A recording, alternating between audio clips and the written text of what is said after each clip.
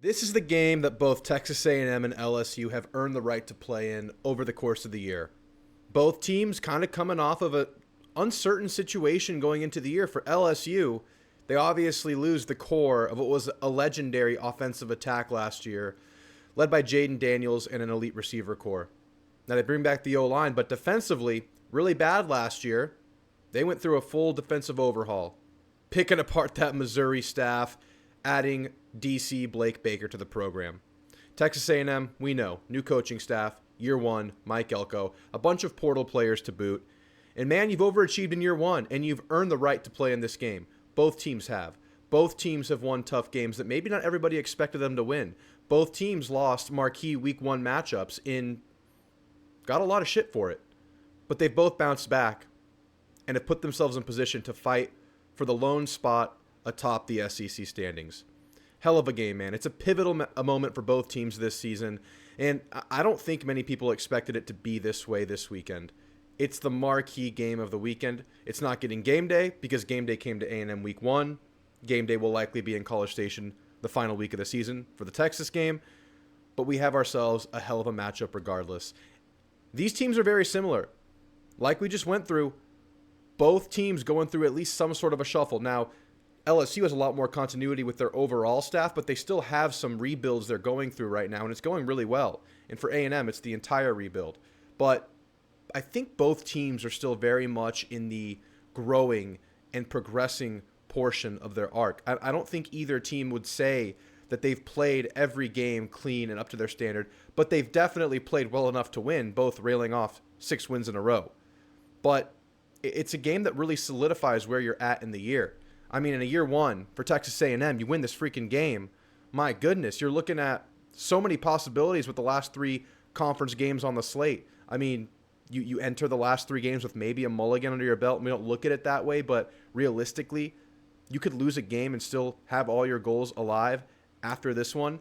And for LSU, same thing. You win this game, you feel good about finishing your stretch out.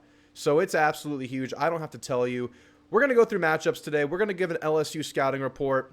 Aggies, we know what A&M is. We'll go through some key things to look at for the A&M team, but I really want to go through LSU, tell you guys what to expect from that team. They have a lot of good pieces, man. It starts with their offense. Garrett Nussmeier, you know him. It's a quarterback that I honestly respect the hell out of. He has all the tools. He has the numbers. He has the arm talent. He has enough athleticism to escape in the pocket, escape out of the pocket. Not really a scrambler, though. I think he only has maybe 20 yards rushing on the year, and he's only been sacked twice, so that's really, truly a 15-yard year rushing, 15, 20-yard year rushing.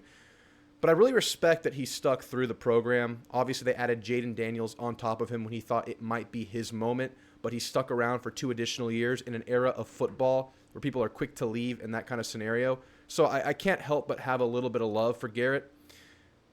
Good player, man. 18 touchdowns on the year, 2,222 yards, 82.5 quarterback rating, 6 INTs on the year. And now here's the thing with him. Great passer of the football, great arm talent. He can sling a ball out of there on his back foot while he's getting tackled. It's pretty incredible to watch. It's really cool to watch. But a little bit of inconsistency in his balls. I think he's passing for around 62% on the year. Now, that's not abysmal. Obviously, it's not a great number. But a lot of his balls, he kind of throws them up to give his receiver a chance, and a lot of them are interceptable, interactable, up in the air kinds of balls. So he'll make a clutch play. He clutched up versus Ole Miss a couple of weeks ago. He had a hell of a game versus Arkansas last week. But within those games, there's a lot of opportunity for defenses. Now, he's still in the progression stage of his career because this is his first year starting. He can improve week to week, just like we're saying about Connor Wigman. They can get that out of they can get that out of Garrett Nussmeier. But if the sample size of the season indicates what we're going to see, there will be opportunity to get some hands on balls, and we're going to look for that with the A&M defense, the A&M secondary. That's a growing unit in its own right. But what really makes their passing threat go, obviously a receiver core that we'll talk about in a minute, but it's an O-line that's only given up 2 sacks on the year. It's a superstar unit led by 2 future NFL tackles, like maybe both first-rounders. Will Campbell definitely is left tackle. Emory Jones probably is at right tackle. And, yeah, 2-sack year. Clean pockets. Great time to pass. Garrett Nussmeier is able to cook back there because he is given time to do so. But surprisingly, with that offensive line, they've not really led an elite running attack. It's good enough to keep you honest, though. I think they're averaging like 128 yards rushing per game. But as the threat of the pass builds, the run becomes a little bit more viable and sneaky within that passing threat. But their best running back is freshman Caden Durham, 6.2 yards per carry. He was going through some injury stuff. He came back more healthy than the Ole Miss game in the Arkansas game, and he had a better game there. They also will give the ball to Josh Williams and Caleb Jackson. But like I said, only 128 yards rushing per game on the year. It's a pass-heavy team. Now, in the more controlled games, the less, back and forth games, pretty even split, 50-50 run to pass. But in a close competitive game like the Ole Miss game, I think they passed 52 times to about 20 rushes. It's going to be a pass-heavy attack. And what we saw for A&M versus Mississippi State is that A&M was expecting that pass-heavy attack early in the game with Michael Van Buren. But they were able to run the ball given A&M's look until A&M adjusted. So look out for that. I know A&M's been much improved stopping the run since early in the year. But if you sell out for the pass and you're pinning your ears back rushing the quarterback, they're going to sneak some carries off to a really good running back in Caden Durham, a good young running back who is only improving every game and now getting more healthy. So I think you need to kind of recreate what you did in the second half as far as just discipline-wise and being sound and pick up where you left off there because it's not an elite running attack, but it'll make you pay. Now, the receiver room is where all the action has been happening for them. It's a deep, well-rounded, well-utilized room. It's not like last year we had a couple guys at the top, Malik Neighbors, Brian Thomas, and those were the two guys and a little bit of Kyron Lacey sprinkled in. It's a very well-distributed group. I'm going to name 4 guys where they really can go 5 or 6 deep here. It's obviously led by Kyron Lacey, the sole holdover from last year, the third option last year. He's now slightly the leader in total yards on the year and 36 receptions, tied for the most on the team with an elite tight end, Mason Taylor. Great hands, great route runner, great safety valve, 36 receptions for 348 yards. Just an absolute, what is he? You call him just a safety blanket, man. He gets open, short yards, first downs. And by the way, this is a great third down team.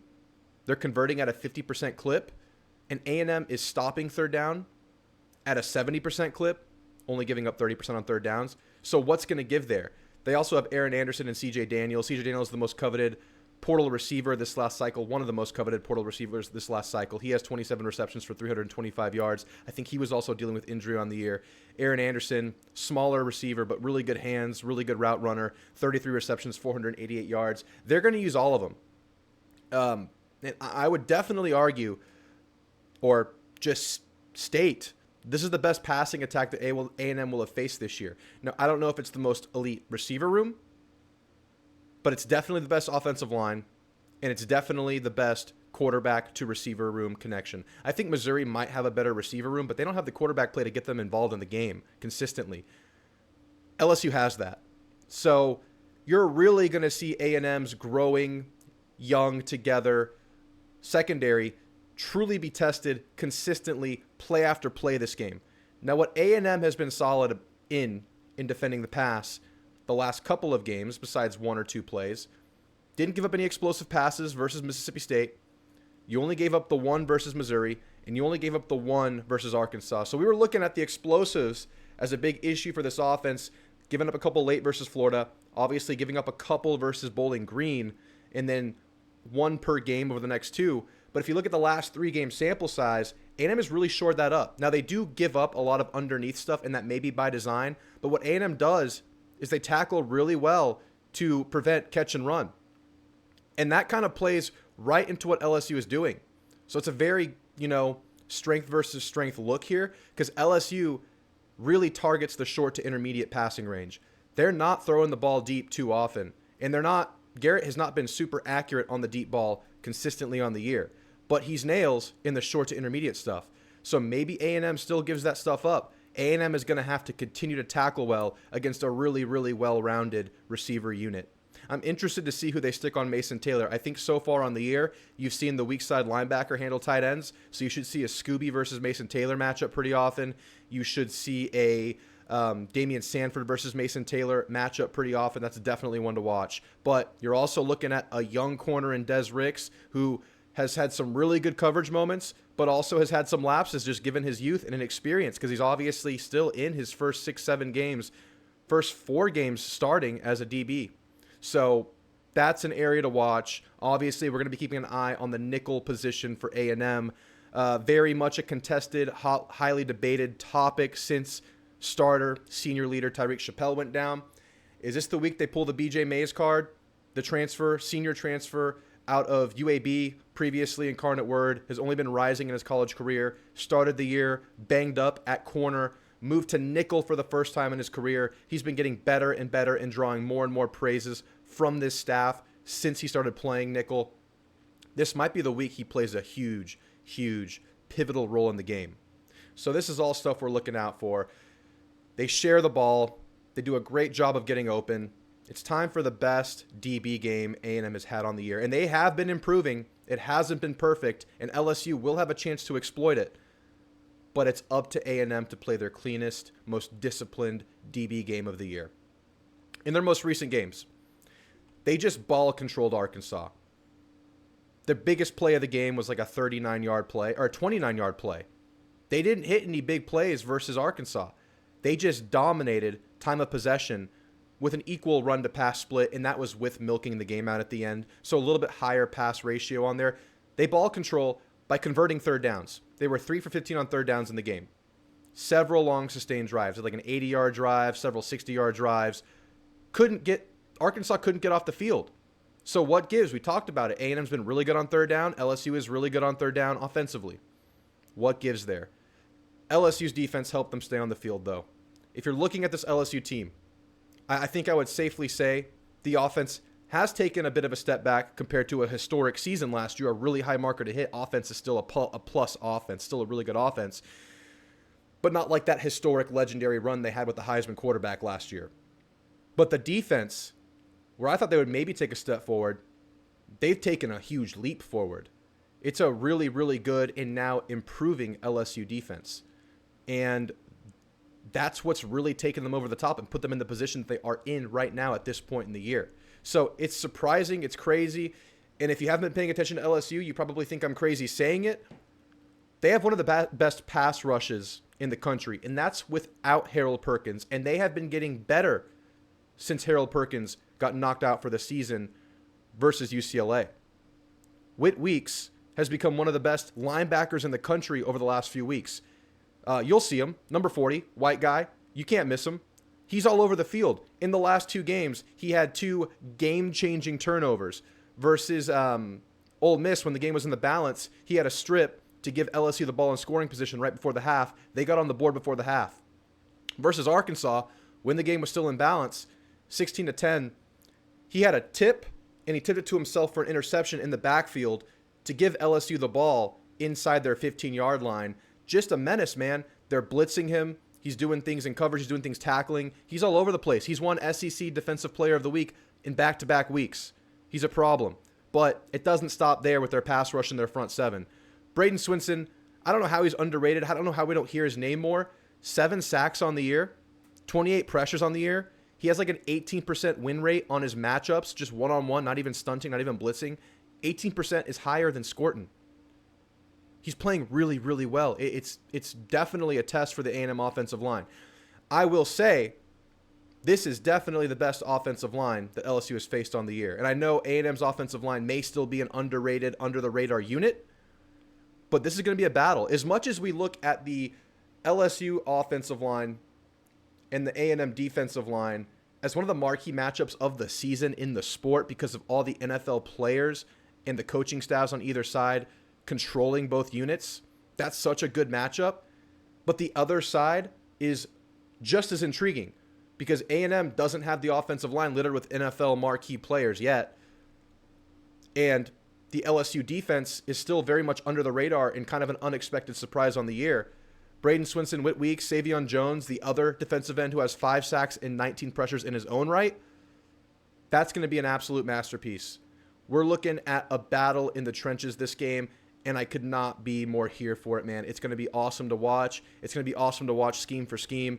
I can't wait to see on the other side of the ball what Elko does, stunt-wise on third downs to attack a really, really solid, elite LSU offensive line.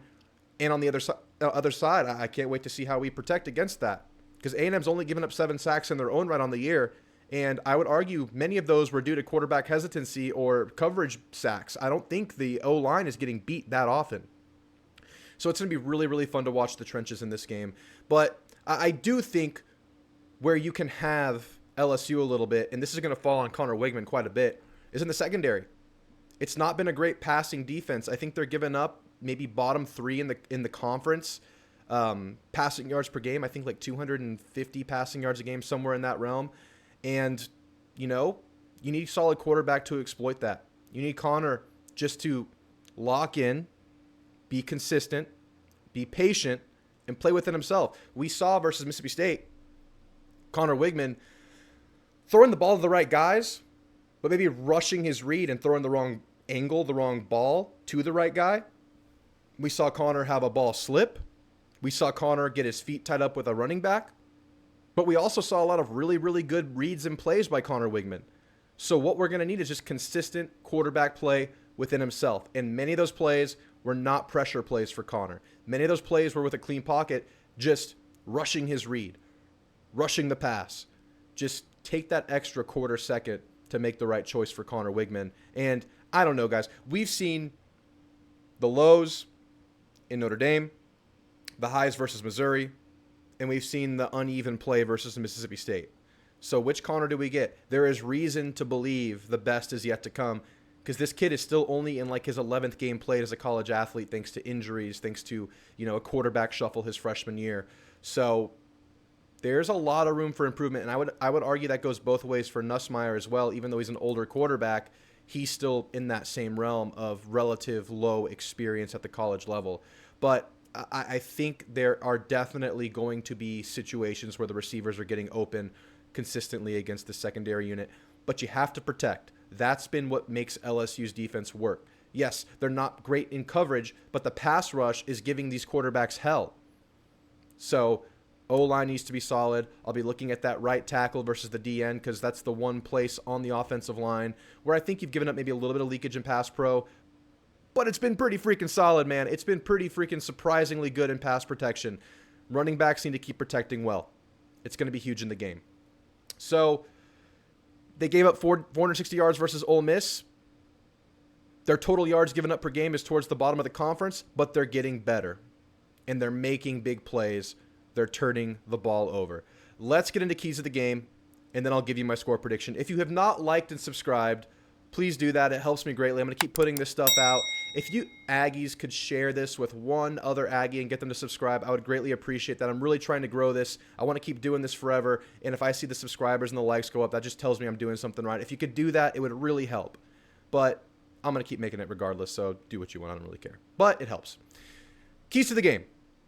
For A&M, offensively, you have to make that average secondary pay with quarterback play. We just went through it. We've seen the ups and downs. It's time to be solid. Get the ball where it needs to be. Your receivers are getting open. The scheme is coming along. Things are opening up. And, of course, the O-line has to hold its water. So we just went through that. That's my offensive key. Defensively, win the matchup of the year. Get to the quarterback. We saw Georgia, whose pass rush has kind of been, on a similar level, maybe a tick below what A&M's has been all year. We saw them get after another elite offensive line, one that compares with LSU's offensive line in Texas, by way of just creative stunts, stuff that wasn't on film before, scheming it open, and then still winning some one-on-ones on top of that. It's time for this D-line and this front seven to have their best game yet. Can A&M get pressure, but also not overdo it and allow LSU to find rushing success like Mississippi State did early in that game? I want to get after this quarterback. I want to get a sack under the belt. He's only been sacked twice. I want to break that trend. We need to see that for A&M, because I think these receivers will find some success against our secondary. They get open. They're not super explosive. They're not making huge plays, but they consistently find the gaps. They find space, and they get the ball.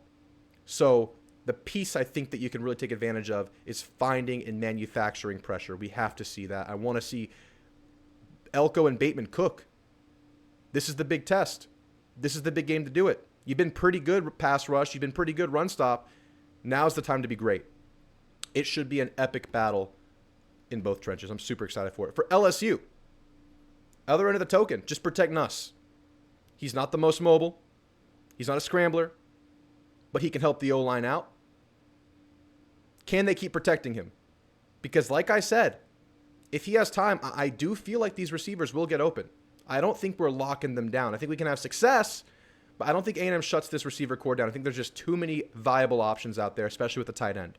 But if they give him time, they can pick us apart and control the ball. They'll get off on third downs. So it's the other end of the token. Defensively, can they find a way to stop the run? Because I have a feeling that A&M will be able to run the ball against this defense. Now, this is an underrated running team. They've given up a few explosives on the year, but in the last couple of games, they have been solid stopping the run. Can A&M find a running game? You couldn't really find it consistently versus Mississippi State, and that was by way of some really creative stunts and blitzes and looks by Mississippi State attacking the run. Also, A&M had 60 yards negated by way of 2 ticky-tack penalties. We can't control that. Control what you can control. Offensive line needs to block really soundly. This is a huge trenches game, man. But with that, given all my keys to the game, my score prediction. And to this moment, I don't know where I'm going to go with it. Screw it. I have A&M winning the game 35-34. I think it's a 1-point, razor-thin, coin flip kind of a game. I'm approaching that prediction with about 50% confidence, as it can go either way, man. This is truly a monumental battle for control of the SEC. Watch the game. Wear your black jerseys. If you're going to the game, just wear black, man. I know a lot of people, older Ags, want to wear maroon to this game, want to wear their gear, want to stick to tradition. The tradition is being a unified 12th man that supports this team. The players want it. The coaches want it. The staff wants it. Everybody involved with this program wants a blackout. Wear black, be unified, be loud, and beat the hell out of LSU. With that, give me your keys to the game. Let me know what you think of my breakdown. If you disagree with me, let me know. If LSU fans are in here, let me know where I got you guys wrong. It's going to be a hell of a game. I'll see you guys Thursday night, where you guys have a chance to give me your score prediction to enter that Hall of Fame right there and be immortalized on this channel. You'll be featured in all my future shows. Thank you guys for watching. Beat the hell out of the Tigers. Gig 'em.